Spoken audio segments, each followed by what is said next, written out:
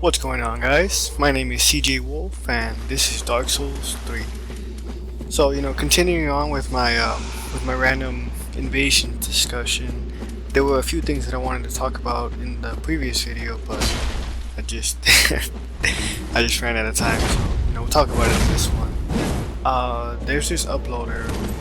I believe you pronounce his name like Jutas. Jutas. Not really sure how you pronounce it, but he has this video out where basically he talks about, well, he gives a lot of tips for random invasions, and he analyzes one particular invasion that he has, and he kind of like goes over his tips and his thought process and his strategies, and that sort of thing. That video didn't really help me out too much because I already had a very similar mindset, but the video definitely did help because it was kind of it kind of helped review a lot of the fundamentals and help reinforce good tactics. It helped reinforce kind of like the mindset that you should be having when going into random invasions. And definitely one of the things that he talked about that I really need to work on is keeping my eye on opponents, because a lot of the times what will happen is in the heat of battle, if I'm getting surrounded or something, or I'm getting a hit, like I kind of lose track of where I'm at, like with regards to my environment. So like when I try to roll away or whatever, a lot of times I'll get stuck in a tree, or I accidentally back myself in a corner, or something like that. And I'm not sure if I have any examples of that in this video, but definitely while I'm out there doing random invasions, that's something that happens to me. So definitely keep track of where you're at. Try to have your eyes on all your opponents, because you don't want a guy sneaking up behind you, getting a backstab, or just getting a hit. Because as we've talked about before, like once you get hit, because of the mechanics of this game, like if you're surrounded, you're pretty much gonna go down, because hosts can hit you as many times as they want without having to worry about any other phantoms. But you don't really have that same luxury when invading, because pretty much always you can hurt everyone else in the world who might want to try and help you. But another thing that's kind of overlooked sometimes is the consumable items like fire bombs, throwing knives, Lloyd's talismans, all that. And they're not that great sometimes, because they're very easy to dodge a lot of the times. And I think in random invasions, like free aiming, not that it's not an option, but it's kind of hard. It's kind of hard when you have this whole like big open world to deal with. But definitely don't overlook them, because I start off by throwing consumables just to kind of see how the opponent will react. Because there are certain people, like they might just take the damage, like they might just stand there and block. Other people will roll out the way. Some people start throwing stuff back at you. So it's kind of like to get a feel for the start of the match, I guess, is what I'm trying to say. So definitely don't overlook those, especially the Lloyd's talisman, because I don't know how many times there's been a dude like, and he's just chugging Estus, and I just wish that I could hit him with one. And if the opportunity presents itself, I'm definitely gonna throw them. But what do you call it? Sometimes the threat of it is just as dangerous as actually getting it off. So definitely don't forget your Lloyd's talismans, because those will really help. And they work for phantoms also. I don't know if a lot of people know that they work for phantoms and hosts, so they can definitely help with those pesky chuggers. Chuggers. Yeah, my audience is seeing this one. But yeah, so what else did I want to talk about? Well, another thing that he talks about, Jutas in his videos, is not to get greedy, and that's definitely something that is applicable to all of Dark Souls. Whether it's PvE, PvP, random invasions, like it's just I guess you could say I'm wrong with this game. It's not to get greedy, because I'm sure everyone's experienced it in one element of the game or another. You definitely don't want to just chase, and then get too predictable, because as we've discussed, when you get predictable and you're just chasing after the opponent and just, you know, going for the kill, like a lot of times what'll happen is the opponent will parry you, and then there goes all your hard work, you know. So definitely know how to pick your spots and not to get too greedy. And it's a skill that comes with time. Like, I think one thing that he didn't really talk about in his video that I think is important is knowing when to pick your spots. Like, for example, knowing when to go for, like, when to heal or when to keep pressuring or keep attacking, you know. Because there'll be times where you're fighting a group of people, you get 2 hits in, let's say, and, you know, let's say you're at half health. Now, if you were fighting against one person, maybe you'd be fine at half health, but because you're fighting a group, being at half health is a lot more dangerous. So knowing when to go for that, like, let's say you get 1 hit, right?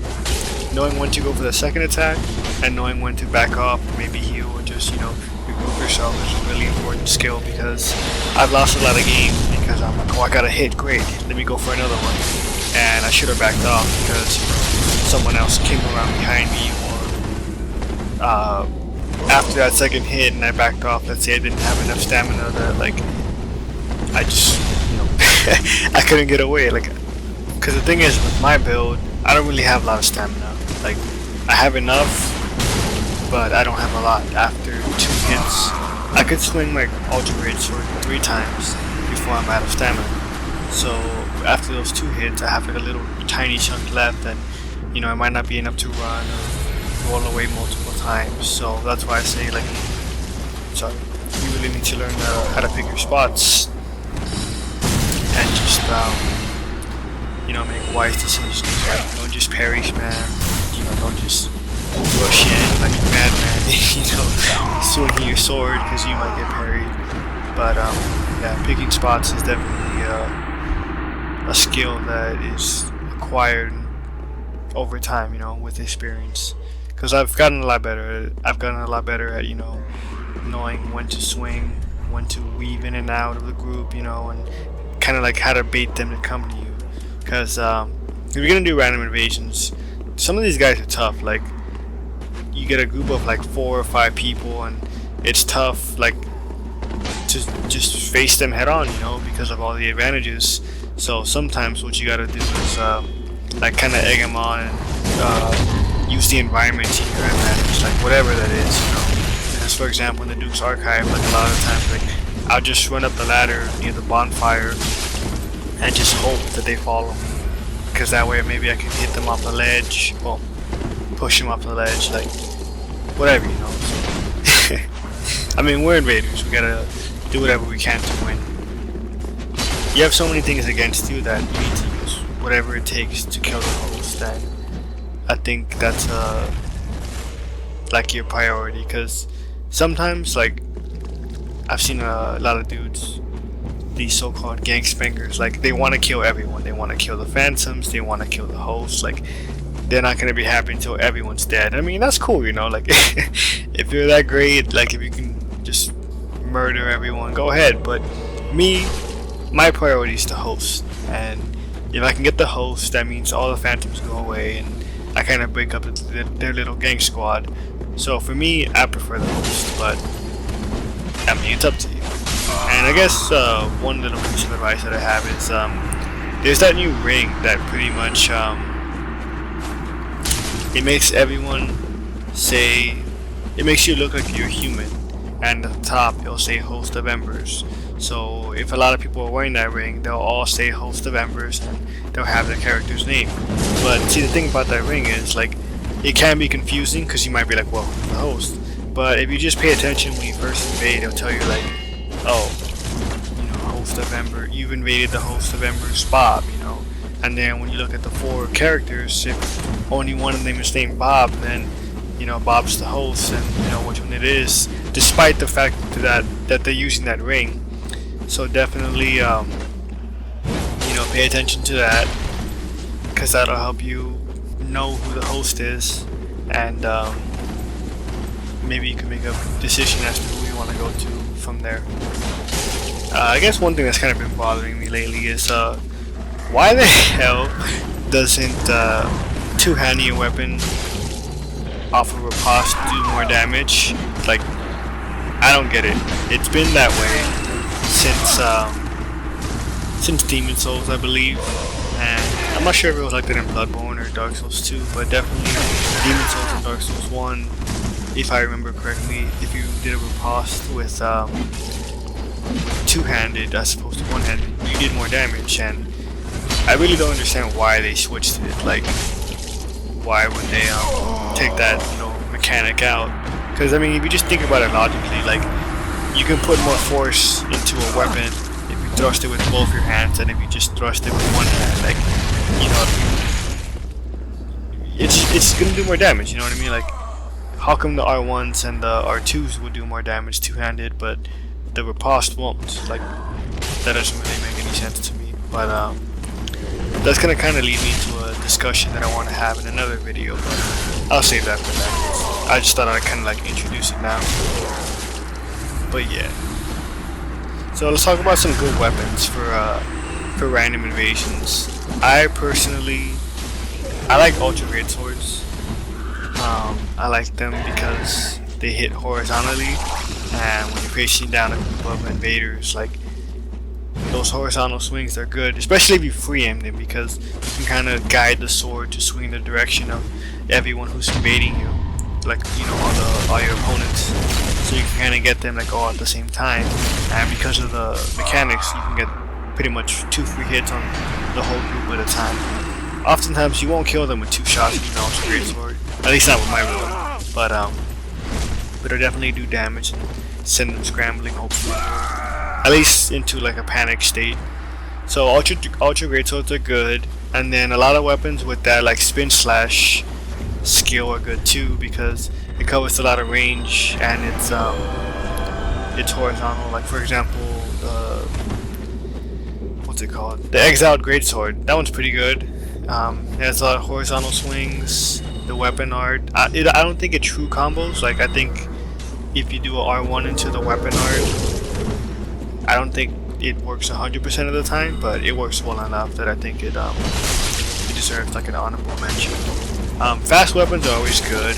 I like, you know, katanas and straight swords. They're pretty good for random things because they're fast. They have good movesets usually, and they do pretty good damage. Like, my katana does about 400. It has a 400 AR, so for every swing it does about 300, about somewhere around there. So they do pretty good damage for the speed of the weapon. What else? The Black Knight Glaive is pretty good because that one has that true combo where it it's the R1 weapon art, and when I mean full weapon art, I mean, you know, you press the L2 and you press the strong attack to continue the weapon art and do like that extended slash. That one's really good, and the Spike Mace does it also. So the Spike Mace is another good choice because it's a great hammer. So it has hyper armor frames, big damage, and it has that heavy combo. Yeah. Alright guys, so I'm running out of time on this one, and I'll